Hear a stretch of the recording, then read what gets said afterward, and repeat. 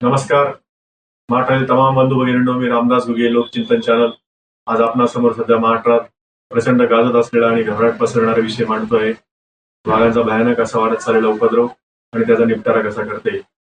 यामध्ये मित्रांनो, वाघांविषयीचे आपण मुख्यतः 3 विषय बघणार आहोत. वाघांची पार्श्वभूमी, वाघांचा वाढत चाललेला उपद्रव आणि त्या उपद्रवाचा निपटारा कसा करता येईल. यामध्ये म्हणजे पार्श्वभूमीमध्ये आपण बघणार आहोत की वाघ हा भारताचा राष्ट्रीय प्राणी तर आहेच, कारण तो एक रोपदार प्राणी आहे. त्याचे जैविक विविधता म्हणून महत्व आहेच आहे. शिवाय तो अन्न साखळीमधला एक महत्वाचा घटक आहे. त्याला अन्न साखळीमधल्या वाघाला अनुसूची नंबरचा एक घटक म्हटले जाते. कारण वाघ जर नसेल तर अक्षरशः हे तृणभक्षी प्राणी, ससे, हरण, काळवीट, नीलगाय, जंगली डुक्कर हे जंगलामध्ये एकही नवीन वनस्पती किंवा नवीन झाड उगवू देणार नाही आणि आजूबाजूच्या जंगलांचा पूर्ण फडशापाट केल्याने आपल्या मनुष्य प्राण्याला म्हणजे भारतीय लोकांना अन्न सुद्धा खायला मिळणार नाही. असं म्हटलं जातं 1890च्या दरम्यान सुद्धा भारतामध्ये 80,000 वाघ शिल्लक होते आणि नंतर सुद्धा 1970 म्हणजे स्वातंत्र्यापर्यंत सुद्धा देशामध्ये 40,000 वाघ शिल्लक होते.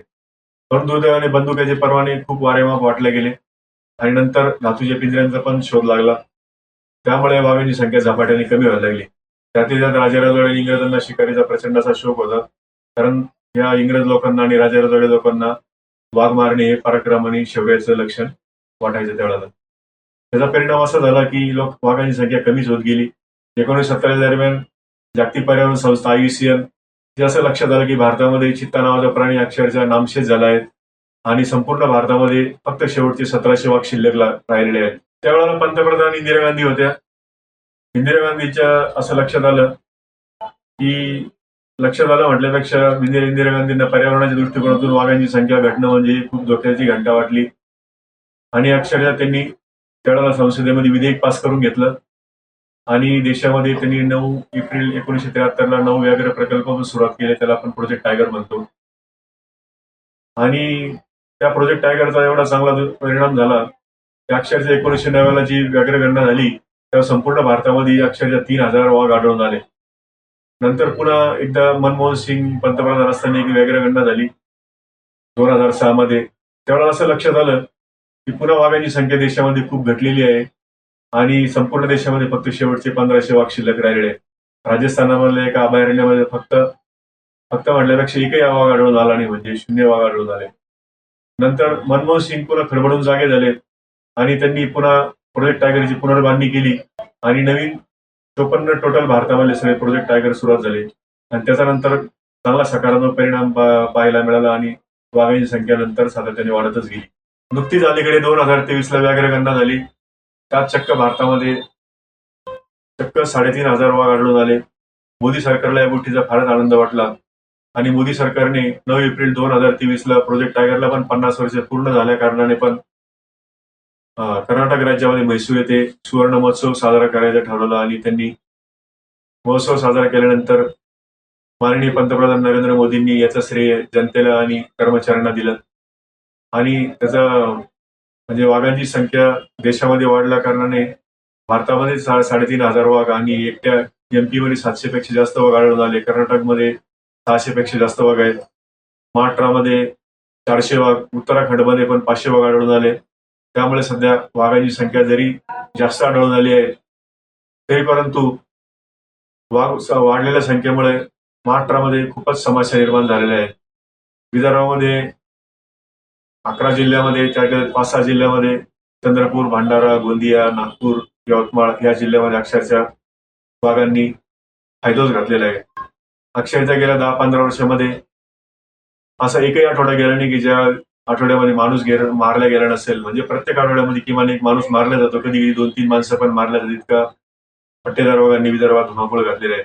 आणि उर्वरित महाराष्ट्रामध्ये म्हणजे उत्तर महाराष्ट्र, पश्चिम महाराष्ट्र, मराठवाड्याचा काही भाग आणि कोकणचा भाग याच्यामध्ये बिबट वाघांनी अक्षरशः थैमान घातले आहेत.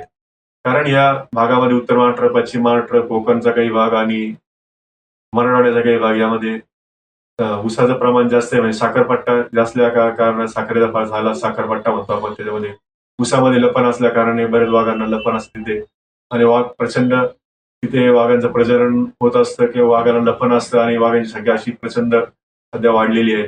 संपूर्ण भारतामध्ये महाराष्ट्रामध्ये वाघांची परिस्थिती भयानक अशी निर्माण व्हायचं कारण असं की महाराष्ट्रामध्ये नागरीकरण, औद्योगिकरण जास्त वाढल्यामुळे पट्टेदार वाघ आणि बिबट वाघांची संख्या प्रचंड प्रमाणात वाढत गेली आणि ते भक्ष्याच्या म्हणजे अन्नाच्या शोधामध्ये ते नागरी वस्तीकडे आणि गावामध्ये शहरामध्ये घुसण्याचं प्रमाण प्रचंड वाढायला लागलं. अक्षरशः ते लहान मुलं आणि माणसांवरती हल्ले करून त्यांना खायला लागले. सध्या परिस्थिती महाराष्ट्रात एवढी भयानक निर्माण झालेली आहे की महाराष्ट्रातले शेतकरी शेतामध्ये काम करणं सुद्धा अवघड झालंय. वस्तीवरच्या मुलांना शाळेत पाठवणं पण अवघड झालंय. कारण वाघ कधी घास घेईल आणि ठार मारेल याची अजिबात शाश्वती राहिलेली नाही. महाराष्ट्रातील बंधू भगिनींनो, ही खेडेल्या लोकांची वाघांची भीती चक्क 5 ते 10 वर्षापासून अक्षरशः गावकऱ्यांच्या पोटामध्ये गोळा आणते. पण दुर्दैवाने काही ठोस पावले उचलली जात नाहीये.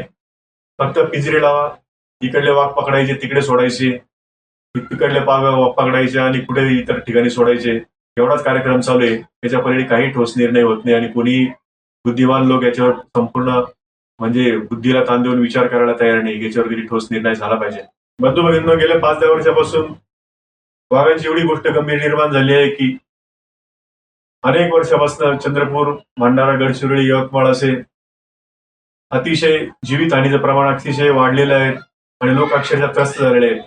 लोक शेतात काम करणं तर मी सांगितलं मग सांगितल्याप्रमाणे अवघड झालेलेच आहे. त्याच्याच विदर्भामध्ये लोक तेंदूपत्ते जे काय बिडीसाठी पानं वगैरे गोळा करायला जात असतात, ते तेंदूपत्ते गोळा करायला जातात त्यावेळेला 100% वाघाकडनं जवळपास मारल्या जातात. या नेहमीचा अनुभव होऊन गेलेला आहे.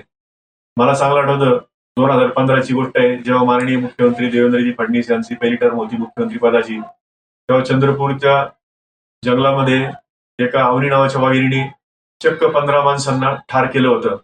गमत अशी की ज्या शार्प शूटरनंतर त्या वाघिणीला मारलं त्यावेळेला प्राणी मित्र लोकांनी त्या शार्प शूटरलाच 11 महिन्याची जेलची हवा खायला पाठवलं होतं. आणि उत्तर महाराष्ट्र, पश्चिम महाराष्ट्र, मराठवाड्यात पण ती त्याच्यापेक्षा जास्त भयानक परिस्थिती आहे. तिथे साखरपट्ट्यामध्ये म्हणजे त्याला कारण ऊसाचं प्रमाण जिथे जास्त असल्या कारणाने तिथं बिबट वाघांचं एवढं प्रमाण भयानक वाढलेलं आहे की अक्षरशः म्हणजे मी मागे